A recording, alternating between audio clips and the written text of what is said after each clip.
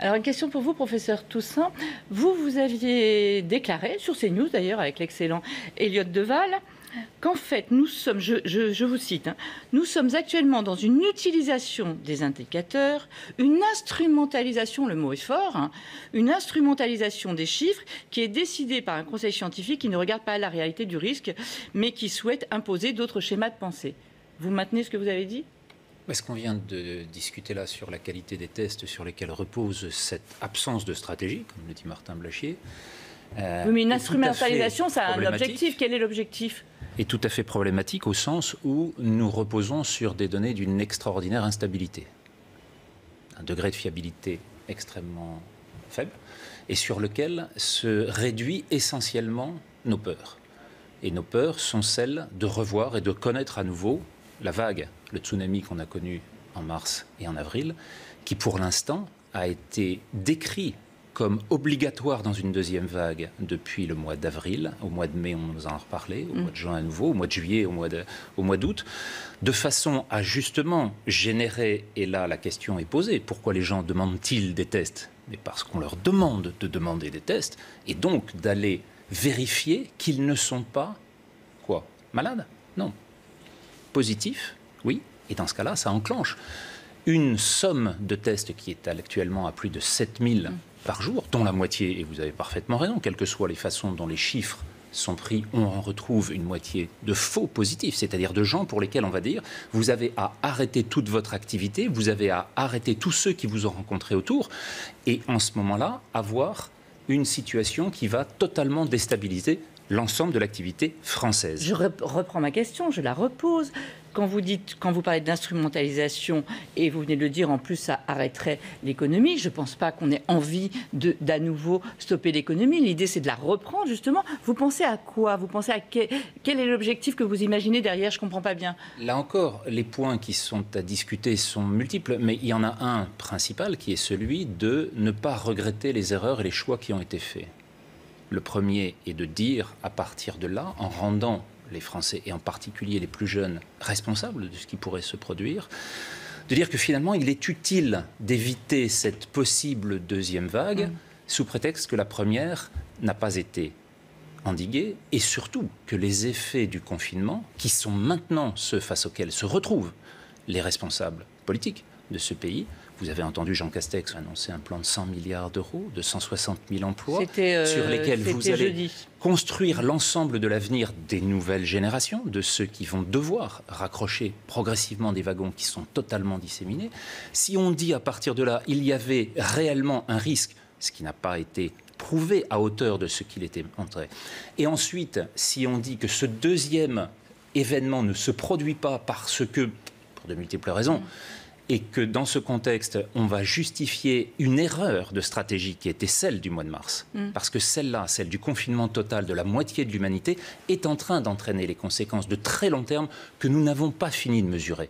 Or, c'est cet élément-là sur lequel on essaye de récupérer des hypothèses, des stratégies, des causalités, des explications qui n'en sont pas, mais qui permettront peut-être aux scientifiques qui ont été les conseillers de se dédouaner. Vous voyez les messages, les gens sont un petit peu perdus, mais, oui, ils sont... On a énormément de difficultés à comprendre, et d'autant plus qu'à nouveau, les éléments d'estimation, les modélisations se sont à ce point trompés. On n'a pas du tout de deuxième vague actuellement, il n'y a pas de réaugmentation de l'épidémie par le nombre de morts, c'est-à-dire ceux principalement que le virus va tuer. Or, c'est là-dessus qu'on compte essentiellement les catastrophes et celles sur lesquelles les épidémies vont laisser des traces dans l'histoire.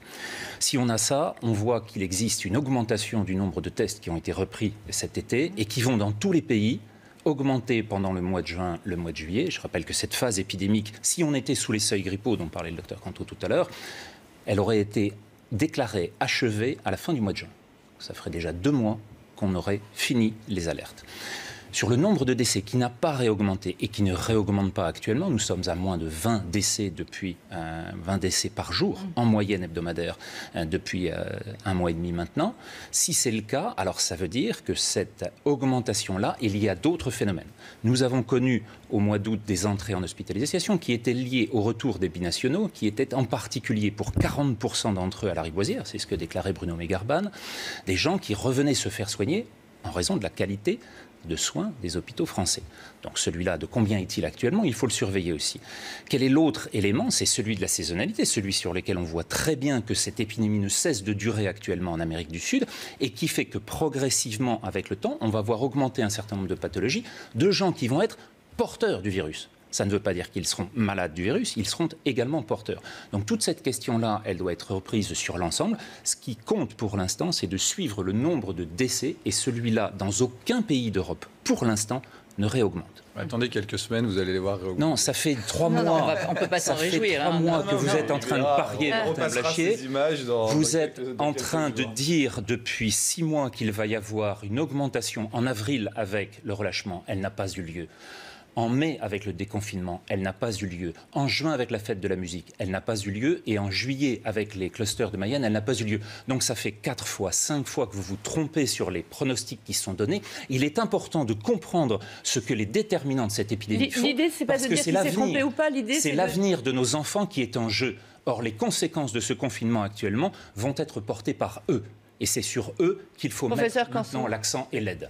Oui, non, je pense que comparé à la grippe, c'est une mauvaise comparaison. Hein. Aujourd'hui, il faut dire les choses. On est obligé de porter des masques dans les lieux clos, sinon on va avoir l'épidémie qui repart et on va se retrouver dans une. Mais si on devait les porter, nous les porterions ici même. Pourquoi ne les portons pas? Non, mais vous voulez faire de la polémique. Ça, non, c'est pas une question de politique, Martin Blachier. C'est un élément sur lequel vous n'êtes pas en capacité de démontrer l'ensemble des éléments sur lesquels vous avez inscrit votre. Là, on n'est pas dans une guéguerre de. Non, c'est pas une question.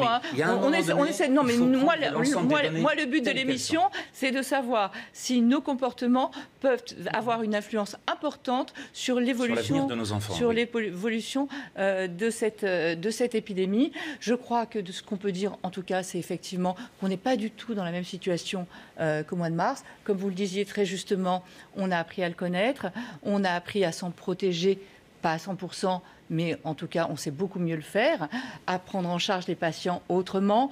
On sait qu'il y a des traitements qu'on n'utilisait pas avant, comme la cortisone, comme les anticoagulants, qui peuvent vraiment éviter de passer à des formes graves, ce qui était quand même ce qui faisait la gravité de cette épidémie. Maintenant, on le maîtrise de mieux en mieux, avec notamment les protéines aussi pro-inflammatoires, etc. Et puis, je crois qu'effectivement, pour protéger, en tout cas en attendant, et on refera une émission avec vous deux dans quelques temps. Vous trois, pardon. Et on verra où nous en serons, car je crois que vraiment tous les jours on apprend et on va voir ce qui se passe avec cette rentrée qui est si particulière. Merci beaucoup à tous.